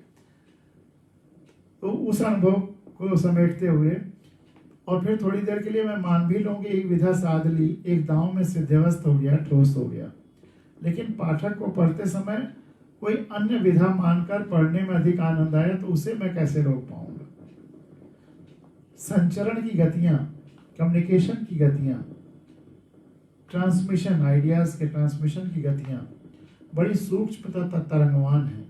वे उतनी ठोस नहीं हैं जितना मित्र लोग समझते हैं। यदि कोई व्यक्ति सूक्ष्मतर संवेदनाओं के स्तर पर जाकर महसूस करता है और लिखता है, तो पाता है कि वहाँ तो ठोस और तरंगों का भेद भी मिटने लगता है। वही चीज़ कभी ठोस लगती है और वही तरंग, और जब पाठक भी उन्हीं सूक्ष्मतर तरंग संवेदनाओं के स्तर पर पहुंच जाता है, तो उसके मन में भी ठोस और तरंग का भेद मिट जाता है, विधा का भेद मिट जाता है, तो रहित हो जाता है। बहुत सारे पाठक हैं जो विधाओं पर ध्यान नहीं देते, बस जो कंटेंट है उसी पर ध्यान देते हैं। एक मित्र ने मेरी एक लंबी कविता के बारे में कहा कि जब उन्होंने उसे कविता के रूप में पढ़ा तो सामान्य लगी, और जब वे उसे गद्य के रूप में उन्होंने पढ़ी तो बहुत अच्छी लगी। मैंने तो लंबी कविता समझ करके लिखा या नाम दिया कि लंबी कविता है, उन्होंने उसको पढ़ा तो उन्हें वो गद्य लगा और बहुत अच्छा लगा। तो अब ये विधा कैसी है, क्या है, ये पाठकों को तय करने दीजिए। किसी एक आप हर चीज़ आप ही तय मत करिए कि क्या है। आपने जो चीज़ तैयार की है उसको परोस दीजिए, लोगों को अपने स्वाद से खाने दीजिए, या पढ़ने दीजिए या सुनने दीजिए। तो पाठकों, इन रचनाओं को आप क्या समझकर पढ़ें, यह आप पर छोड़ता हूँ। ये मैं उस भूमिका में लिख रहा हूँ। जिस रूप में भी कोई भी समझकर पढ़ने से आपको अच्छी लगे, रस मिले, वही समझकर पढ़िए। गद्य, पद्य, खत, दिल, भाव, पुकार, हाका, आख्यान, गुहार, संचार, जो भी चाहें आप इसको जो भी नाम दें, जब तक आप इसे आनंद पा रहे हैं, आत्मसात कर रहे हैं, सकारात्मक पा रहे हैं, ज़रूरी पा रहे हैं, तब तक पढ़िए या सुनिए। कोई फर्क नहीं पड़ता है कि कौन सी विधा में है। जिस भी रूप को समझकर पढ़ने से वह अच्छी लगे, रस मिले, वही समझकर पढ़िए। पद्य, गद्य, खत, दिल, भाव, पुकार, हाका, आख्यान, गुहार, संचार, जो भी चाहें। अभी कुछ दिन पहले नरेश सक्सेना जी के बेटे का दुखद देहांत हुआ। नरेश सक्सेना जी पेशे से इंजीनियर रहे हैं, लेकिन बहुत अच्छे साहित्यकार रहे हैं। वो एक चीज़ अक्सर कहते हैं, लोग गीत और गद्य में क्या फ़र्क कहते हैं कि गीत को गाया जा सकता है और गद्य को गाया नहीं जा सकता, उसे पढ़ना होता है। लेकिन नरेश सक्सेना कहते हैं कि दुनिया में कोई भी चीज़ गाई जा सकती है, गद्य पद्य में कोई फ़र्क नहीं है। उन्होंने एक एक पैराग्राफ आप उनको दे दीजिए, उसको गा के सुना देंगे धुन में। तो वो तो कहते हैं कि ये हमारे अंदर का भाव है कि हम इसे गद्य के रूप में पढ़ना चाहते हैं कि पद्य के रूप में पढ़ना चाहते हैं, गीत के रूप में पढ़ना चाहते हैं कि प्रोज के रूप में, गद्य के रूप में पढ़ना चाहते हैं। ये पढ़ने वाले पे निर्भर करता है। लिखने वाले ने तो जो लिख दिया, पढ़ने वाला किसी भी रूप में उसे रिसीव कर सकता है। और म्यूजिक के साथ प्रोज को, गद्य को उन्होंने गाया है, तो ये भी है। और एक और मजे की बात है, किसी ने कहीं कहा था कि सबसे अच्छी गज़लें और सबसे अच्छी कविताएं वो हैं जो बिल्कुल प्रोज की तरह से सहज होती हैं, उसमें ज़्यादा तोड़ फोड़ नहीं किया गया। सबसे अच्छे कवि गीत गज़लें वही हैं जो उनके हर सेंटेंस प्रोज की तरह से लगते हैं, गद्य की तरह से लगते हैं। जैसे बातचीत में जो बातचीत की भाषा में, अब जैसे एक न एक शम्मा अंधेरे में जलाए रखिए, सुबह होने को है माहौल बनाए रखिए, जैसे बातचीत में दो वाक्य कहे गए हैं वैसे कह दिए गए। तो इस तरह से जो बंद हों, चाहे गीतों के चाहे गज़लों के, वो बहुत सार्थक होते हैं और प्रभावशाली होते हैं। कोई ज़रूरी नहीं तोड़ फोड़ करके शब्दों को इधर उधर करके गीत बना दिया, बल्कि भाव नहीं मिटना चाहिए। भाव जो शुद्ध, भावों को सेक्रीफाइस नहीं करना चाहिए मात्राओं के चक्कर में या वजन के चक्कर में। मेरी गज़लों में रदीफ और काफ़िए तो ज़रूर मिले हैं, लेकिन भावों को पूरा स्पष्ट करने के लिए अगर एक दो शब्द या अक्षर ज़्यादा हो गए हैं किसी लाइन में, तो उस वजन की वजह से मैंने उन शब्दों को हटाया नहीं है, ताकि लोग भाव को पूरी तरह से उसी रूप में ग्रहण करें। कम्युनिकेशन परफेक्ट होना चाहिए। माध्यम ये चाहे गीत हैं या गज़ल हैं या अलग अलग जो विधाएं कही जाती हैं, महज बर्तन हैं, और जो कंटेंट है वह उसमें जो पीने वाली चीज़ है वो है। तो बर्तन महत्वपूर्ण नहीं है, वो चीज़ क्या है वो महत्वपूर्ण है। बहुत सारे लोग केवल बर्तनों में उलझे रह जाते हैं, बर्तनों में उलझने की ज़रूरत नहीं है, ये मैं शुरू से कहता मानता आया। एक मित्र को एक बार एक कविता सुनाई, उनको अच्छी लगी। दरअसल वे उस दिन पढ़ने का चश्मा नहीं लाए थे, इसलिए स्वयं नहीं पढ़ पाए थे। वे कविता की एक प्रति अपने साथ ले भी गए फुर्सत में पढ़ने के लिए। बाद में मिलने पर बताया कि उस कविता को जब उन्होंने अपने चश्मे से पढ़ा तो और अच्छी लगी। जब उन्होंने अपने चश्मे से पढ़ा तो और अच्छी लगी। मुझे जानकर खुशी हुई कि मेरी कविताएं जब पाठक अपने चश्मे से पढ़ते हैं तो उन्हें और भी अच्छी लगती है। विश्वास है कि इन कविताओं को आप अपने चश्मे से पढ़ेंगे, खूब डूब कर पढ़ेंगे तथा अपने अनुभवों को भी उसमें डुबाते हुए, तथा आपको कविताएं खूब अच्छी लगेंगी। ये चूँकि मैं उसकी भूमिका से पढ़ रहा हूँ, इसलिए कहीं कहीं भाषा पाठकों की या उस तरह से हो जा रही है, लेकिन आपको सुनने में आनंद आएगा, मैं पूरी तरह से आश्वस्त हूँ। शशि भूषण कौशिक जी और अर्णव जायसवाल जी, देवेंद्र प्रताप सिंह जी भी सबको प्रणाम कह रहे हैं। नर्मदेश्वर सिंह जी, जगदीश गुप्ता जी, राजेंद्र कुमार विश्वकर्मा जी, देवेंद्र नाथ त्रिपाठी जी, सब लोगों का स्वागत है। जो और जो लोग जिनका नाम मैं नहीं पढ़ पा रहा हूँ, देख पा रहा हूँ लेकिन देख रहे हैं, उनका भी स्वागत है। एक मित्र को एक गंभीर पाठक ने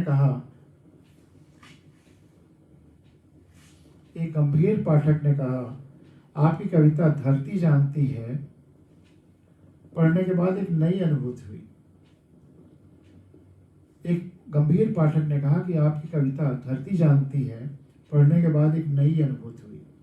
आपकी मैंने सभी रचनाएं पढ़ी हैं, कहानियां, कविताएं, व्यंग्य, सभी कुछ। उसमें ईश्वर बहुतायत में आया है, और बार बार ईश्वर के आने की वजह से आपके बारे में मेरी धारणा धर्म भीरु पुरातन पंथी की बन रही थी। उन्होंने कहा कि आपकी रचनाएं, सभी मैंने रचनाएं पढ़ी हैं, आपकी रचनाओं में ईश्वर शब्द बहुत आया है, और ईश्वर शब्द के बार बार आने की वजह से आपके बारे में मेरी धारणा धर्म भीरु अंधविश्वासी पुरातन पंथी की बन रही थी। लेकिन यह कविता पढ़कर तथा ईश्वर के बारे में आपके कॉन्सेप्ट, विचार जानकर मुझे आपका साहित्य एकदम आधुनिक लगने लगा। यह आपके बारे में धरती जानती कविता और इसमें ईश्वर के बारे में आपका कॉन्सेप्ट, विचार जानकर मुझे आपका साहित्य एकदम आधुनिक लगने लगा। तो कभी कभी कोई एक रचना पाठक के लिए नए आलोक स्तंभ का काम करती है। केवल एक रचना पाठक के लिए या श्रोता के लिए एक नए प्रकाश स्तंभ का कार्य करती है, जिसकी रोशनी में आपकी अन्य रचनाओं को भी वह समझता है या मूल्यांकन करता है। एक रचना की रोशनी में वो बाकी रचनाओं के भी मूल्यांकन करने लगता है या उसको समझने लगता है। धरती जानती है कविता उस बच्चे के मनोभावों की तरह है जो जब कुछ नहीं समझ में आता तो माँ से चिपक जाता है।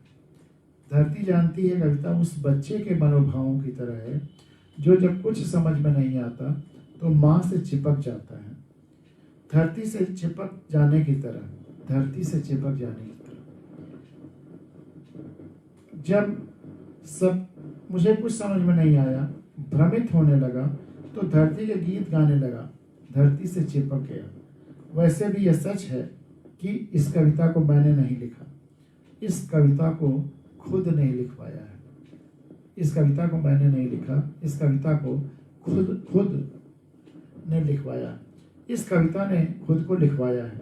मैं तो मात्र कलम रहा इस कविता के लिए, मैं तो मात्र कलम रहा इस कविता के लिए। धरती जानती है कविता के बारे में कुछ पाठकों ने कहा कि और फैलाओ तथा तमाम बातों के संदर्भ स्पष्ट करते चलो। खुद ही बड़ी लंबी कविता है, 5-6 पेज की है, लेकिन बहुत सारे पाठकों ने कहा कि इसको और विस्तार दो, ये इसमें एक मिनी महाकाव्य बनने की संभावना है। और बहुत सारे और जो प्रसंग हैं जो संक्षेप में कह दिए हैं उनको और विस्तार दो। तो धरती जानती है कविता के बारे में कुछ पाठकों ने कहा कि और फैलाओ तथा तमाम बातों के संदर्भ स्पष्ट करते चलो। तो किसी ने कहा कि कविता बहुत लंबी हो गई है, इसे थोड़ा संक्षेप करो। दोनों तरह की ओपिनियन मिल रहे हैं।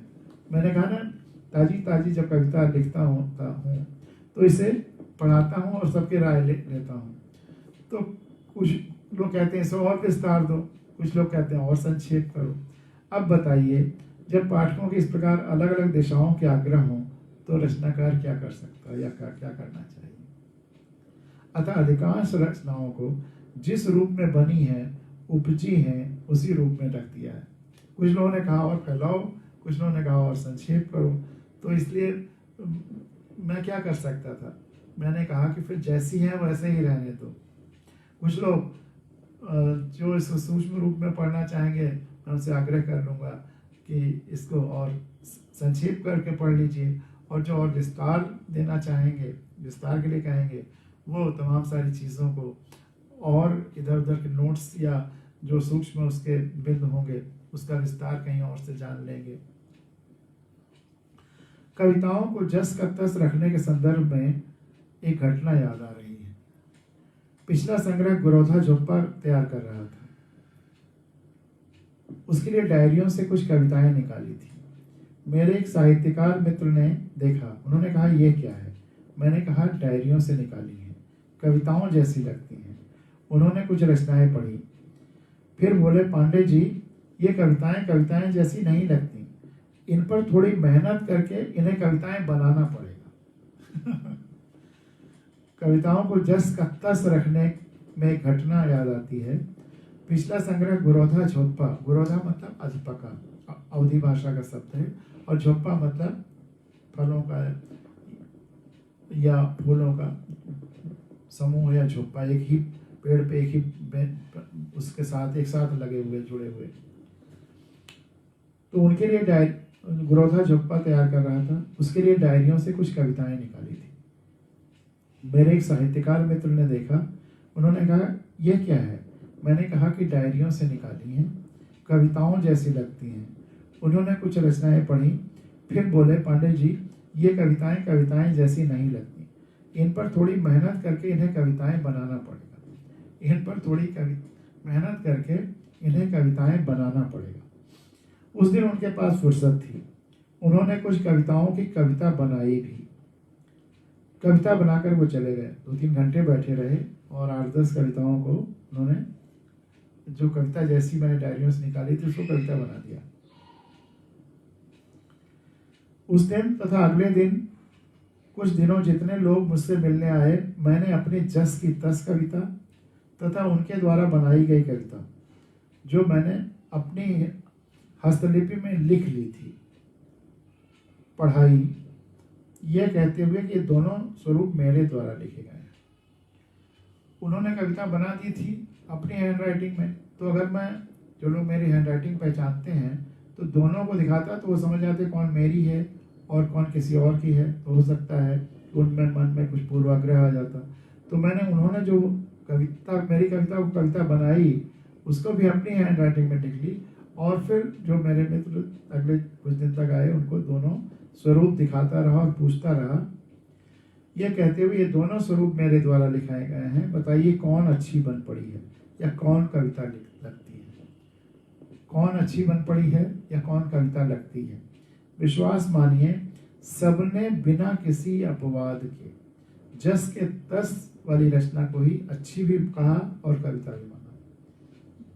जो शब्दों के बिना हेर फेर किए, तोड़ मोड़ किए, जस की तस जो आवाज आई थी अंदर से, उसको उसी रूप में लिख दिया था, उसी को अच्छा माना और उसी को कविता भी माना। इसलिए धीरे धीरे हौसला होता चला गया और डायरियों से रचनाओं को जस के तस ही उठाकर रखने लगा। डायरियां खनिज या मिनरल्स या ओर हैं, जिनसे परिशोधन करके मेरे साहित्य का तत्व निकलता है। उन्हीं से फिल्टर होकर के, उन्हीं से परिशोधन करके साहित्य का तत्व निकलता है। लेखन तथा किताबों ने अक्सर मेरे लिए तमाम दरवाजे और खिड़कियां खोले हैं।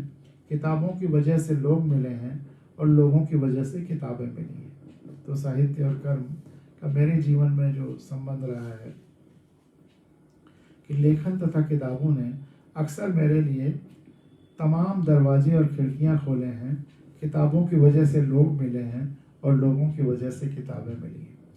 मैं जहाँ जहाँ भी रहा पूरी लाइफ में 35-36 साल, क्योंकि मैंने किताबें खूब बांटी लोगों को, तो लोगों ने भी मुझे खूब किताबें दी, और हर ट्रांसफ़र में कम से कम 8-10 बड़े बड़े बॉक्सेस किताबों से भरे हो जाते थे, जो लोगों ने मुझे गिफ्ट किए होते थे। क्योंकि आप जो देंगे वही पाएंगे। अगर आप किसी पर पत्थर फेंकेंगे तो पत्थर पाएंगे, आप प्यार देंगे तो प्यार पाएंगे, बद्दुआ देंगे तो बद्दुआ पाएंगे, दुआ देंगे तो दुआ पाएंगे। मैंने और सब चीज़ों के अलावा किताबें खूब बांटी, तो मुझे किताबें खूब मिली, और इसीलिए अनायास ही एक लाइब्रेरी तैयार हो गई, 2-2 लाइब्रेरी तैयार हो गई, जिसमें लाखों किताबें हो गई। तो डायरियां ही मेरे लिए खनिज या ओर या मिनरल्स रही, जिनसे मेरे साहित्य का तत्व निकलता रहा। लेखन तथा किताबों ने अक्सर मेरे लिए तमाम दरवाजे और खिड़कियां खोले हैं। किताबों की वजह से लोग मिले और लोगों की वजह से किताबें मिली। किताबों को तोड़ मरोड़ कर, घुमावदार बनाकर, अस्पष्ट या बोझिल बनाने की बात अधिकांशतः वही करते हैं जो अपने को कविता के प्रमोटर या ठेकेदार समझते हैं। ये मैंने आजीवन महसूस किया है कि कविता को तोड़ मरोड़ करके, घुमावदार बनाकर, अस्पष्ट या बोझिल बनाने की बात अधिकांशतः वही करते हैं जो अपने को कविता के प्रमोटर या ठेकेदार समझते हैं। क्योंकि यदि कविता सीधे सीधे पाठक या श्रोता के मन में उतर गई, तो फिर इन बिचौलियों की क्या ज़रूरत है, प्रमोटर्स की क्या ज़रूरत है, या ये ठेकेदारों की क्या ज़रूरत है। ऐसे लोग तो उन लोगों की तरह हैं जो सड़कों पर पिन या कीले बिछाते हैं ताकि वाहनों के टायर पंचर हो जाएं, फिर पंक्चर बनाते हैं और अपना जीवन यापन करते हैं। कविताओं को पंक्चर कराते हैं या पंक्चर हुई कविताओं को कविता कहते हैं, और पाठक को कविताओं का अर्थ बताकर पंचर ठीक करने का जैसा कार्य करते हैं। पहले सीधी सादी बात को घुमावदार बनाते हैं और फिर उस घुमावदार का अर्थ बताने के लिए तरह तरह के प्रोग्राम करने की कोशिश करते हैं। जो भी कवि या लेखक इनके प्रभाव में आ जाता है, उसकी गति अवरुद्ध हो जाती है, क्योंकि ये तभी तक प्रमोट कर सकते हैं या पंक्चर बना सकते हैं जब तक ये हैं। इनके न रहने के बाद, इन प्रमोटर्स के न रहने के बाद या जिन क्षेत्रों में इनकी पहुंच नहीं है और कविता की पहुंच हो सकती है वहाँ।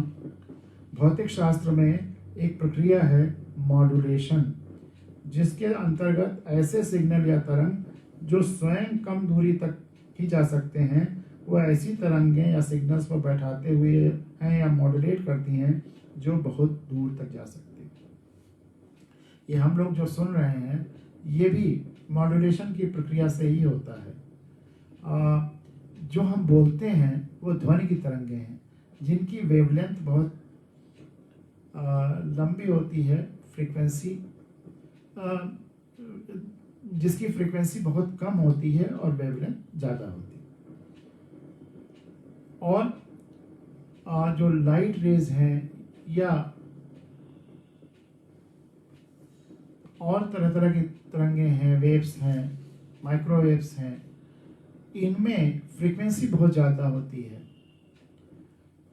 तो जिनकी फ्रीक्वेंसी बहुत ज़्यादा है वो दूर तक यात्रा कर सकती है। इसलिए प्रकाश सूरज से लेकर के यहाँ तक आता है रोज।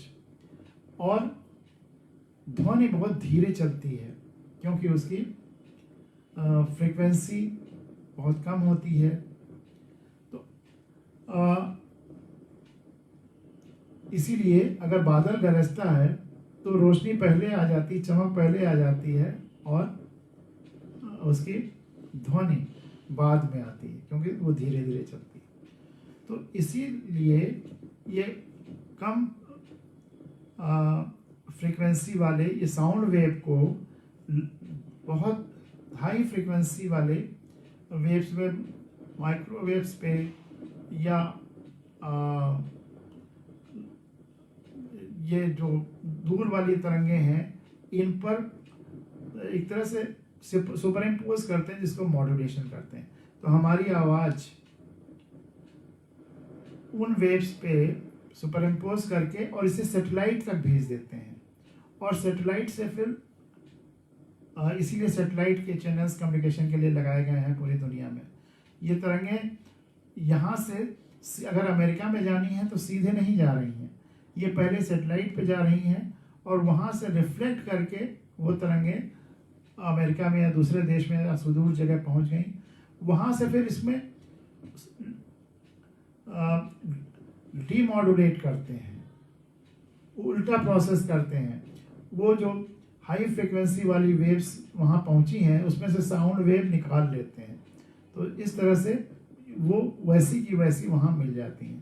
तो ये जो मॉड्यूलेशन और डीमॉड्यूलेशन है, साउंड वेव्स का हाई फ्रिक्वेंसी वेव पे मॉड्यूलेट करना, और इसी तरह से जो पिक्चर्स हैं इनको भी टुकड़ों टुकड़ों में जैसे मॉड्यूलेट करते हैं और फिर वहाँ ले जा करके फिर उसको जोड़ लेते हैं। तो ये इस तरह से अब आजकल विजुअल भी कम्युनिकेट हो रहा है और साउंड वेव्स भी। ये पूरा तकनीक उसी पर आधारित है। तो उसी बात को इसमें भौतिक शास्त्र में प्रक्रिया है मॉड्यूलेशन, जिसके अंतर्गत ऐसे सिग्नल या तरंग जो स्वयं कम दूरी तक ही जा सकते हैं, साउंड ज़्यादा देर दूर तक नहीं जा सकती। जितना भी टीवी या रेडियो पर या हम ये जो फेसबुक पे या ये सब माध्यम पे या यूट्यूब पे देख रहे हैं,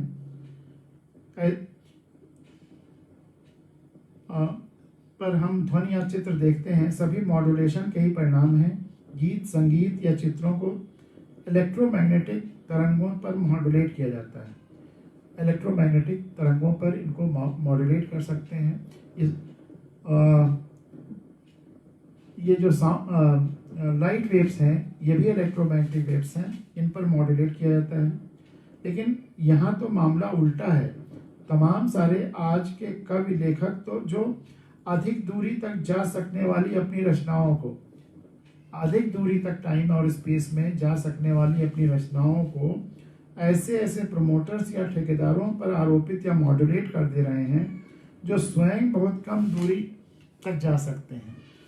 तो सारा मामला गतिशीलता और प्रवाह का है और उसी अनुरूप आवश्यकताएं भी निर्धारित होती हैं।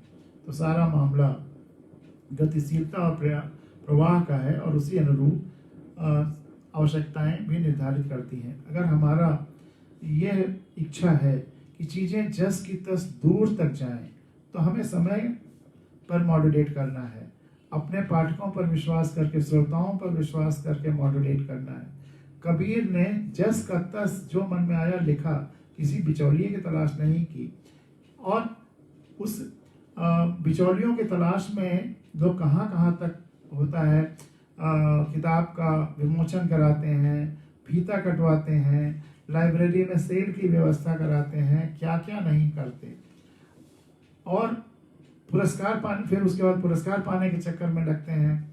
और तमाम सारे ऐसे मित्र हैं जो, जैसे मैंने पूछा, जो उनको पुरस्कार मिल गए, जो उनकी पुरस्कार की इच्छा थी कि पुरस्कार मिलने के बाद अब क्या लिख रहे हैं, तो कहा अब लिखने की क्या जरूरत है, अब तो पुरस्कार मिल गया।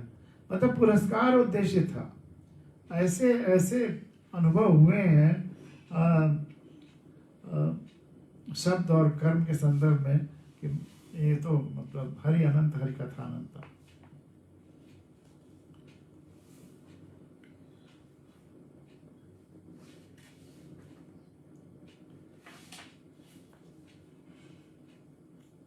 तो मेरे लखनऊ के घर के बेसमेंट में लखनऊ पोस्टिंग के दौरान अक्सर साहित्यिक सामाजिक गोष्ठियां हुआ करती थी, जिसमें हिंदी उर्दू के चिंतक और साहित्यकार सभी आया करते थे, साथ में कलाकार और समाजसेवी भी। हिंदी के श्रीलाल शुक्ल, नवनीत मिश्र, भारत भूषण, अखिलेश, लीलाधर जगूड़ी, कामता नाथ आदि, तथा उर्दू के कृष्ण बिहारी नूर, मोहम्मद याकूब अंसारी, विलायत जाफरी, मुनव्वर राना आदि। लोग कहते कि आज जहाँ हिंदी के ही विद्वान इकट्ठे नहीं बैठते, आज जहाँ हिंदी के ही विद्वान एक साथ नहीं बैठते, अलग अलग खेमों में बटे हैं, वहाँ आप हिंदी उर्दू सभी भाषाओं के लोगों को कैसे एक साथ इकट्ठा कर लेते हैं। मेरा सहज उत्तर होता, अरे भाई, मैं तो उन्हें अपने बेसमेंट में बैठाता हूँ जो जमीन के अंदर है। यह सोचकर, इस भाव से कि जमीन के ऊपर तो हम हैं ही अलग अलग, जुदा जुदा, चलो जमीन के अंदर तो एक हो जाएं। जमीन के ऊपर तो हम हैं ही अलग अलग, जुदा जुदा, जमीन के अंदर तो एक हो जाएं। और वास्तव में जमीन के अंदर हम सब एक हैं, और वास्तव में जमीन के अंदर हम सब एक हैं। बस उस गहराई में जाकर देखने की बात है, और शायद जरूरत भी उस गहराई में जाकर देखने की बात है, और शायद जरूरत भी। साहित्य के जीवन के रेशे इकट्ठा करना तो सांसों की तरह चलता रहा। साहित्य के और जीवन के रेशे इकट्ठा करना और वही डायरी में लिखते जाना, और उन रेशों से फिर अलग अलग विधाओं की चीज़ें तैयार होना। साहित्य के जीवन के रेशे इकट्ठा करना तो सांसों की तरह चलता रहा, लेकिन लिखना कई बार प्रसव पीड़ा की तरह रहा। लिखना कई बार प्रसव पीड़ा की तरह रहा, लेबर पेन की तरह। कुछ विचार इतना मन को झकझोरते रहे, कुछ विचार इतना मन को झकझोरते रहे, हांट करते, दोनों तरह का हुआ। कुछ विचार अगर नहीं तुरंत जॉट डाउन कर लिया तो वो बादल की तरह या खरगोश की तरह से निकल जाएंगे, फिसल जाएंगे। और कुछ विचार इतने स्ट्रांग होते हैं कि जब तक आप उनको लिख न लें तो आपको हांट करते रहते हैं, और जब लिख लेंगे तब शायद उनकी वो हांट करना, वो लगातार वो खत्म होगा, झकझोरते रहना। तो साहित्य के जीवन के रेशे इकट्ठा करना तो सांसों की तरह चलता रहा, लेकिन लिखना कई बार प्रसव पीड़ा की तरह रहा। कुछ विचार इतना मन को झकझोरते रहे, हॉन्ट करते रहे कि जब तक लिखवा नहीं लिया, न उन्होंने चैन लिया, न मुझे चैन लेने दिया। उन विचारों के झकझोरने या हॉन्ट करने तथा लिखने के बीच तक के क्षण प्रसव पीड़ा के रहे। वो जो हॉन्ट कर रहे हैं, और जब तक आपने उनको लिख नहीं दिया तब तक वो क्षण प्रसव पीड़ा के क्षण रहे, जिन्हें माएँ ही समझ सकती। और ख़ास करके नावल जो 13 साल जिसको लगे, win win win the orphan way, अंग्रेजी वाला, उसका पूरा लिखने का वो 13 साल मेरे लिए प्रसव पीड़ा का ही समय था। प्रसव पीड़ा ही महसूस किया, दरअसल अपने को उस अनाथ बच्चे की तरह से ही महसूस किया जो उसका हीरो है संभव। उन विचारों के झकझोरने, हॉन्ट करने तथा लिखने के बीच तक के क्षण प्रसव पीड़ा के क्षण रहे हैं जिन्हें माएँ ही समझ सकती हैं। और वह एक ऐसी विचित्र प्रसव पीड़ा जिसमें नाल वगैरह भी खुद ही को काटना पड़ता है। एक ऐसी विचित्र प्रसव पीड़ा जिसमें नाल वगैरह भी खुद ही काटना पड़ता है। लोग इस पीड़ा को समझते ही नहीं, इसलिए आकर चोट तथा ताने भी दे जाते हैं। आप अपने उस जो चीज़ क्रिएट होने वाली है, जो विचार हैं और जो उसका तारतम्य है, आप उसके पीड़ा को जन्म देने के उसी क्रम में डूबे हुए हैं, उलझे हुए हैं, छटपटा रहे हैं और कोई समझने वाला नहीं है। और लोग आकर चोट तथा ताने भी दे जाते हैं। किसकी याद में खोए हो, किसकी याद में खोए हो, कहाँ रहते हो? इतना गैर जिम्मेदार व्यक्ति नहीं देखा। कई बार तो यह भी सुनने को मिला, इतना गैर जिम्मेदार आदमी नहीं देखा। इस तरह के शब्दों के अनगिनत ताने, इसके अतिरिक्त परिस्थितियों की चोट भी।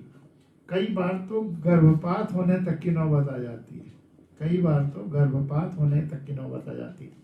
सब सहना पड़ता है, सब झेलना पड़ता है। कहा भी गया है कि एक युद्ध जीतने के लिए पहले कितनी लड़ाइयाँ हारनी पड़ती हैं। एक युद्ध जीतने के लिए कितनी लड़ाइयाँ हारनी पड़ती हैं। आम आदमी के जीवन में यह कथन जितना सच है, साहित्यकार के जीवन में उससे कहीं ज्यादा। आम आदमी के जीवन में जितना ये सच है, साहित्यकार के जीवन में उससे कहीं ज्यादा। वह तो जीत हार की शब्दावली में सोचता भी नहीं, वह तो जीत हार की शब्दावली में सोचता ही नहीं। फिर भी सारी लड़ाइयां हारता चला जाता है, फिर भी सारी लड़ाइयां हारता ही चला जाता है, इस उम्मीद में कि भविष्य में कभी लोग उसे समझेंगे, कि भविष्य में कभी लोग उसे समझेंगे, उसके भावों को समझ सकेंगे। और पता नहीं अपने जीवन काल में वह समझा जाता है या नहीं, और पता नहीं अपने जीवन काल में वह समझा जाता भी है या नहीं। मैं भी रोज रोज अनगिनत लड़ाइयाँ अलग अलग मोर्चे पर हारता ही चला गया।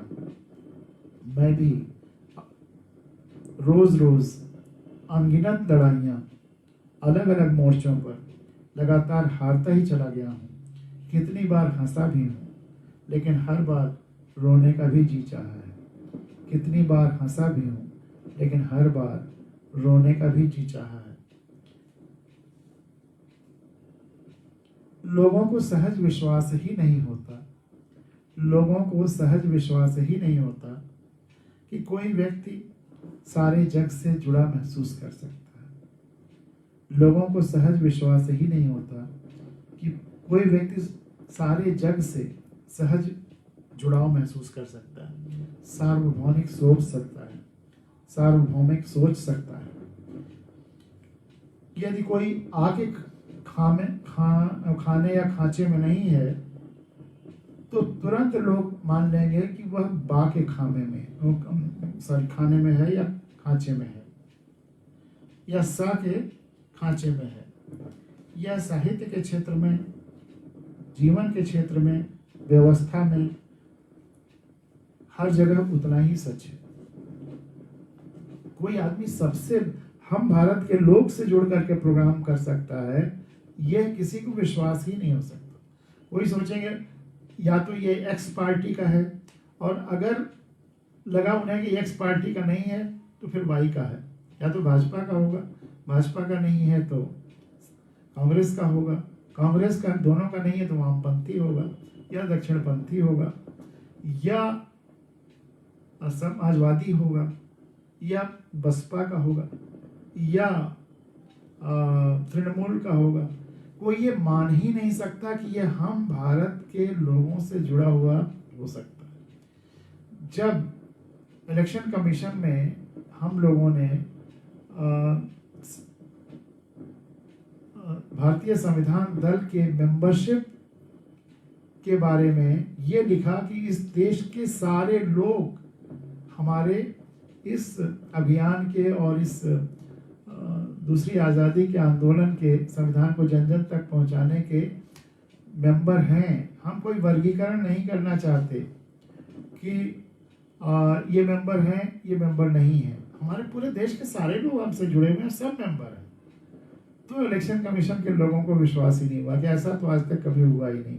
आपको मेंबरशिप के रूल बनाने होंगे, आपको कुछ ना कुछ मतलब 2 भागों में बांटना ही होगा कि मेंबर है या नहीं है। ये है मानसिकता। लोग इसके लिए तैयार नहीं है कि हम भारत के सारे लोगों को से जुड़ा कोई महसूस कर सकता है। तो यदि कोई किसी इस खाने या खांचे में नहीं है तो मान लेंगे कि अच्छा तो उसमें होगा। इन सब से जुड़ा हो सकता है, व्यक्तियों से, सारे व्यक्तियों से जुड़ा हो सकता है। ये विश्वास ही आजकल लोगों को नहीं रह गया है। और आखिरी ये एक छोटा सा पैराग्राफ कह करके समय चूँकि पूरा हो रहा है तो आज आपसे विदा लेंगे। और अब अगले 2 प्रोग्राम इस साल में होंगे, 29 और 31 को। तो उसमें इस साल का लेखा जोखा, इस साल के पर चर्चा और नए साल की शुभकामनाएं कैसे दी जाएं, इस पर चर्चा, ये मेरे दिमाग में आ रहा है। और क्या क्या चर्चाएं हों वो आप बताइएगा, तो उन पर भी हम लोग चर्चा करेंगे। तो एक बार मेरे एक मित्र ने प्रश्न किया कि सर्वश्रेष्ठ कौन होता है। एक बार मेरे एक मित्र ने प्रश्न किया कि सर्वश्रेष्ठ कौन हो सकता है या कौन है या कौन होता है। तो मैंने कहा इस प्रश्न पर 2 तरह से चर्चा हो सकती है, बाह्य रूप से और आंतरिक रूप से। सर्वश्रेष्ठ कौन होता है या कौन हो सकता है, इस पर 2 रूप से चर्चा हो सकती है, बाह्य रूप से, आउटर पर्सपेक्टिव और इनर पर्सपेक्टिव।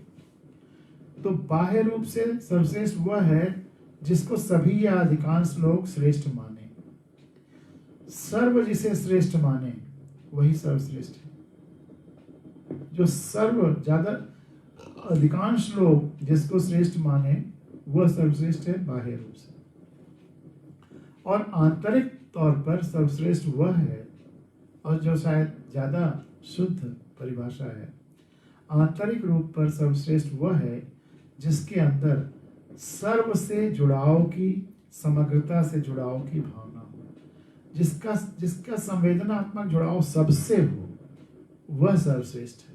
तो इसीलिए सिया राम में सब जग जानी, या जब वो जंगल जंगल राम घूम रहे हैं, सबसे जुड़े हुए हैं, तो उनकी संवेदना का विस्तार अनंत तक है। तो जब सबसे जुड़ाव है तो फिर वो सर्वश्रेष्ठ हो जाते हैं, लोग उनको अवतार तक मानने लगते हैं। तो बाह्य परिभाषा क्षणिक हो सकती है, उसमें डिसेप्शन और परसेप्शन का डिफरेंस भी हो सकता है, डिसेप्शन भी हो सकता है, भ्रम भी हो सकता है।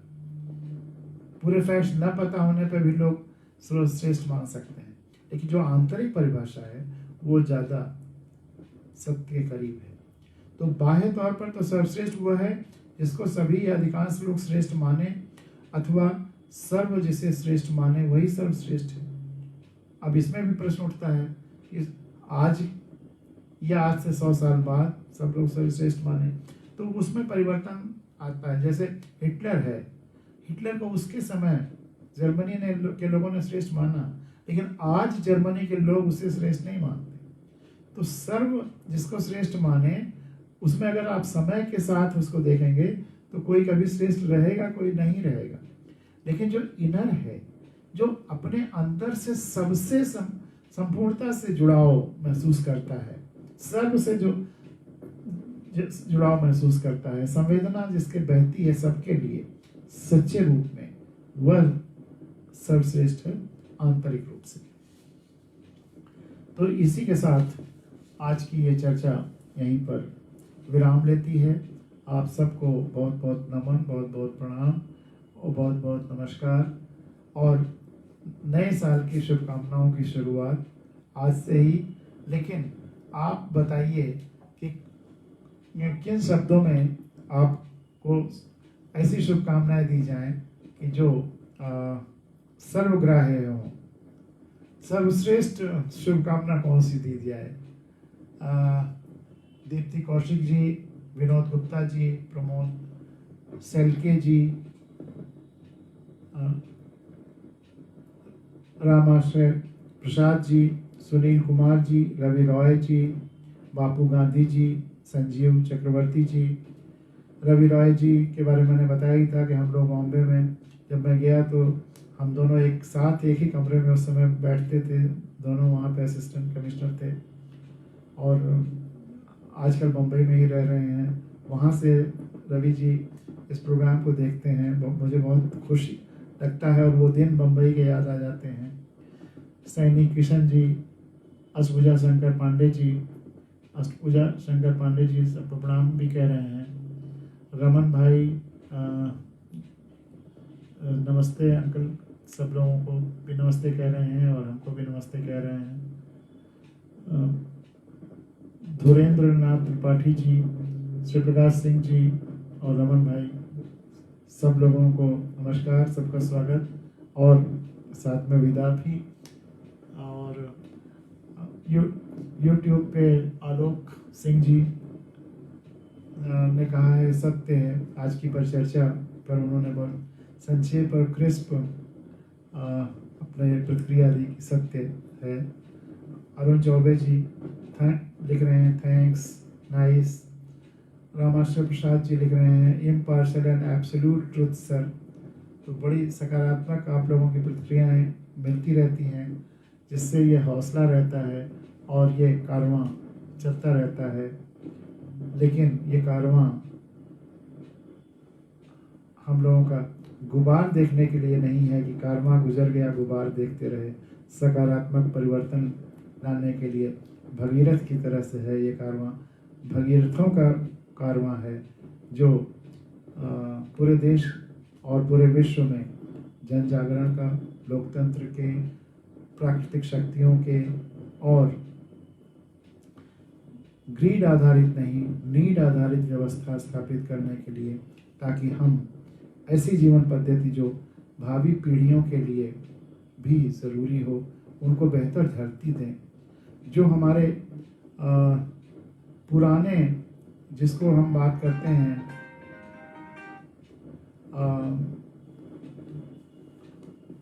वैदिक संस्कृति को भी खुली आंखों से देख करके और उसमें जो प्रकृति के साथ हार्मनी और सामंजस्य है उसको लेते हुए, और आज हम विज्ञान के जिस सत्य तक पहुँचे हैं उसको जोड़ते हुए, वैज्ञानिक चीज़ों को जोड़ते हुए, अब तक जितना कुछ है उसको जोड़ते हुए, और फिर एक नई ऐसी जीवन पद्धति जो कोरोना काल जैसे समय फिर ना आए भविष्य में, इसको ध्यान में रखते हुए एक उसकी तलाश में ये कारवां निकले और कुछ नया रास्ता, सबसे संवेदना का रास्ता, जुड़ाव का रास्ता निकले। एक छोटी सी कविता के साथ ये बात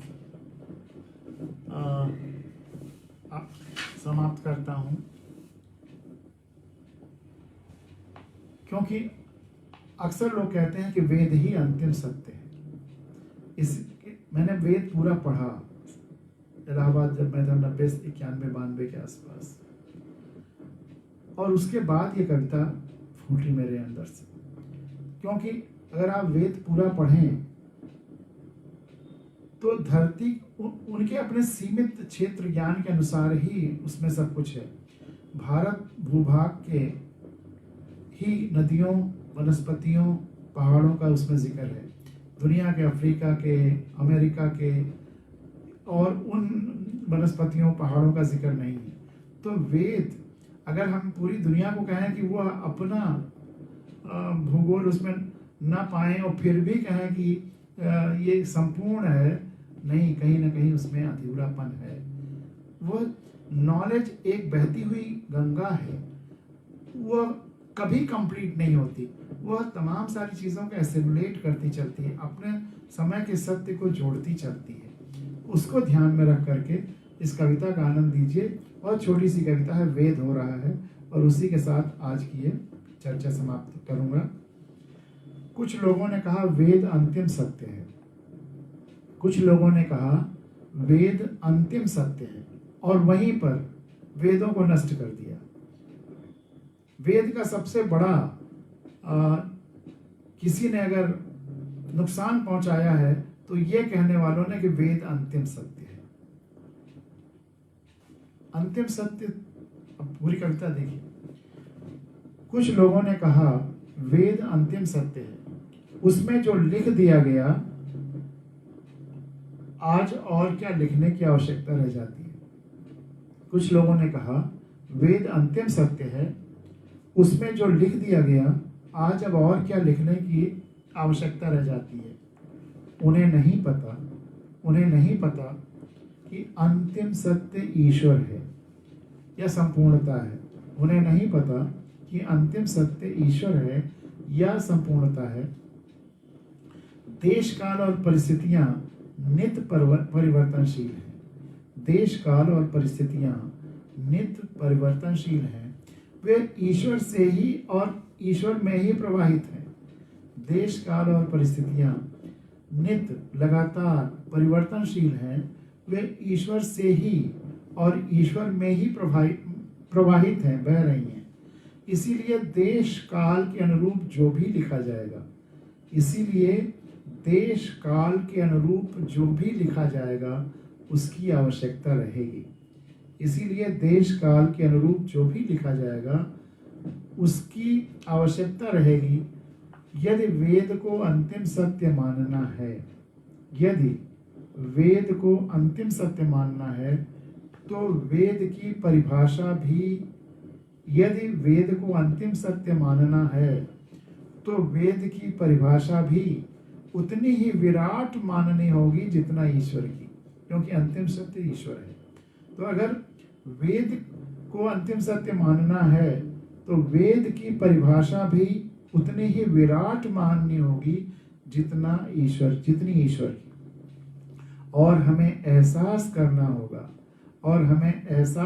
होगा कि आज भी जो कुछ शाश्वत लिखा जा रहा है, कि आज भी जो कुछ शाश्वत लिखा जा रहा है, और वह जो शाश्वत लिखा जा रहा है वो केवल लिटरेचर में नहीं, किसी भी फील्ड ऑफ नॉलेज, ज्ञान के किसी फील्ड में जो भी शाश्वत लिखा जा रहा है, चाहे विज्ञान में, चाहे साहित्य में, चाहे फिलॉसफी में, जहां भी जो कुछ शाश्वत लिखा जा रहा है, किसी भी बोली या भाषा में, कोई संस्कृत या हिंदी या जापानी या जर्मनी या आदिवासी भाषा, कहीं किसी भी बोली या भाषा में जो कुछ भी शाश्वत लिखा जा रहा है, किसी भी बोली या भाषा में, वह वेद में समाहित हो रहा है। वह वेद में समाहित हो रहा है, वेद की उस गंगा में जुड़ता जा रहा है।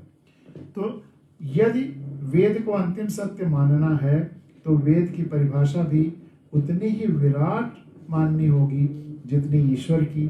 और हमें एहसास करना होगा कि आज भी जो कुछ शाश्वत लिखा जा रहा है में बोला जा रहा भी शामिल है, किसी भी बोली या भाषा में, वह वेद में समाहित हो रहा है, वेद हो रहा है। तो इसी के साथ आप सबको प्रणाम करता हुआ, नए साल की शुभकामनाएं देता हुआ यही विदा लेता हूँ। नमस्कार, बहुत अच्छा लगा।